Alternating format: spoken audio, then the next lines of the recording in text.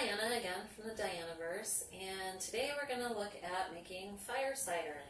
This is a recipe that was originally given to us by Rosemary Gladstar, and somebody tried to trademark it, and the herbalists fought back, and we were able to overcome that trademark. So this is still a community recipe, and a lot of people have been sharing it online, so I wanted to share a version today with you guys. So basically, you've got vinegar, horseradish, onions, garlic, hot peppers. There's a reason why we call this fire cider. There's a lot of very warming herbs here, and we're trying to warm up the system, fight off infections, colds and flus. If you already have a cold or flu or something, a lot of these ingredients will help increase your circulation and get everything moving. Like, I'm sure you've eaten hot pepper somewhere in a restaurant, you know, it starts running, right? It gets the mucus flowing, so it's not sitting up there getting a bacterial infection. So we're going to go over some of these ingredients together. First, we've got apple cider vinegar. I like to use apple cider vinegar rather than like a white vinegar because I know where it came from. It's apples, right? I don't know what white cider is made out of. This is an organic one. It's got the mother in it still. Vinegar is a fermented product, so you're getting just a little bit of nice probiotic goodness in there. It's acidic. It's going to kill off stuff in your system. Next we have horseradish. We dug one up in the yard. That's what it comes from. Once we get it a little more processed, we've gotten it peeled and chopped. I will probably actually at the end, when I'm ready to jar this up, I'll put it through a blender or a food processor. The good thing about that is that later, when you strain your fire cider out to use, you can keep the blended up stuff as a relish and use it again in another way. So I'm going to put half. We're making a big recipe here, so I'm going to do it in 2 jars. So I'm going to put half my horseradish in. And then we've got hot peppers. Like I said, that helps increase secretions and get things moving. It's also a little antimicrobial. We've got onions. Onions are a good prebiotic. It helps feed the flora in your gut. Your immunity starts in your gut. So these are really good for feeding your gut flora, and they're kind of hydrophilic. They help pick up toxins you don't want, move them through your system. Just get those in there. We've got garlic. So this isn't going to give y'all good breath, but it's going to make you healthy, right? Garlic has also there's been a lot of studies showing that garlic is antimicrobial, helps kill bacteria and stuff that you got going in there.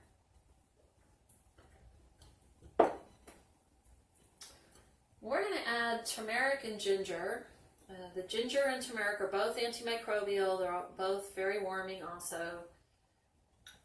The turmeric is anti-inflammatory. The ginger helps kill a lot of microbes that might be in your digestive system. Oops, spilled a little there.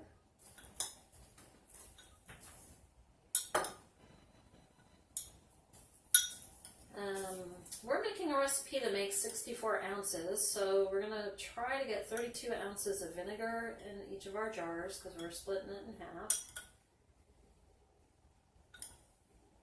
And I think that's about half.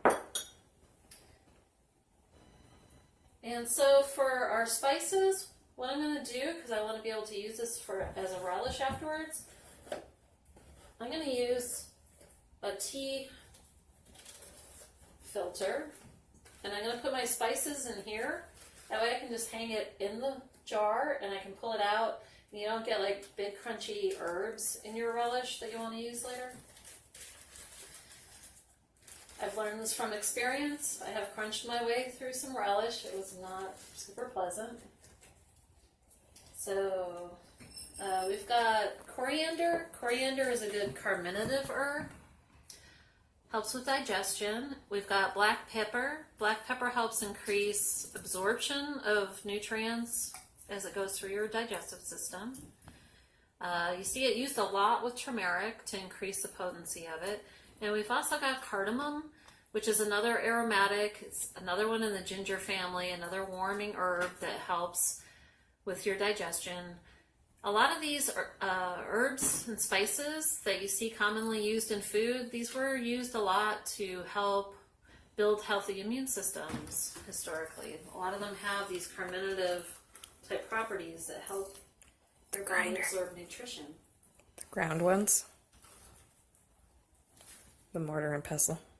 Oh, well, that's okay. We'll use that in the other one. We've also got cinnamon, another warming herb, bark of a tree. And for a little extra flavor, we're going to add some orange peel. It's a little more vitamin C, and orange also increases circulation, orange peel. This has been dried. I like to dry a lot of the peels during the citrus season, and I use organic ones. That way I know there's no like weird pesticide residues on those peels. And that will get hung in there. I'm gonna just put the hibiscus. Are you guys familiar with hibiscus? It's a tea. It makes like a really bright red tea. You see it commercially as like red zinger. That's the hibiscus, makes that red color. Has a lot of vitamin C in it. Comes from a mallow plant called the hibiscus. I'm going to start with the one that's already open. My apple cider vinegar.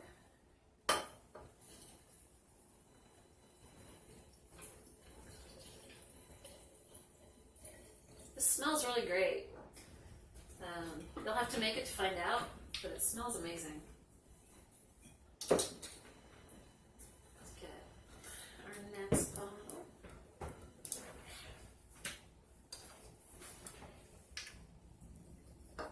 And you just fill it up close to the top of your jar.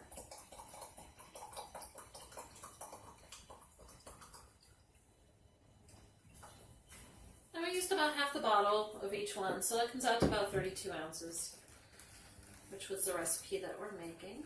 I'm going to dunk my spices in there. And if you're doing this at home, I would either, swish it around a little or get a chopstick or something and kind of move it around. Just make sure the vinegar is getting in there. And I didn't fill it all the way to the top because we're also going to add some honey. The honey makes it taste better, so you can get it into people, right? If you want people to take medicine, you got to get it in them, and if they hate the taste, they won't drink it. So the honey really helps improve the flavor.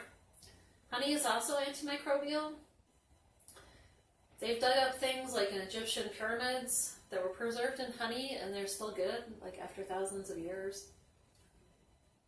And you get all that good immune building stuff from the bees there. And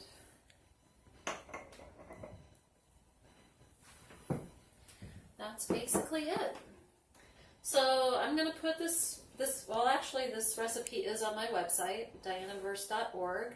If you look under the resources tab, you can download a copy of my particular fire cider recipe. The recipe that I have online has pomegranate in it, which I got the idea from Chestnut School of Herbs. And it's really tasty, but unfortunately pomegranates are out of season now. And I hope you really enjoy using this and it helps you improve your health and your family's health. Thanks.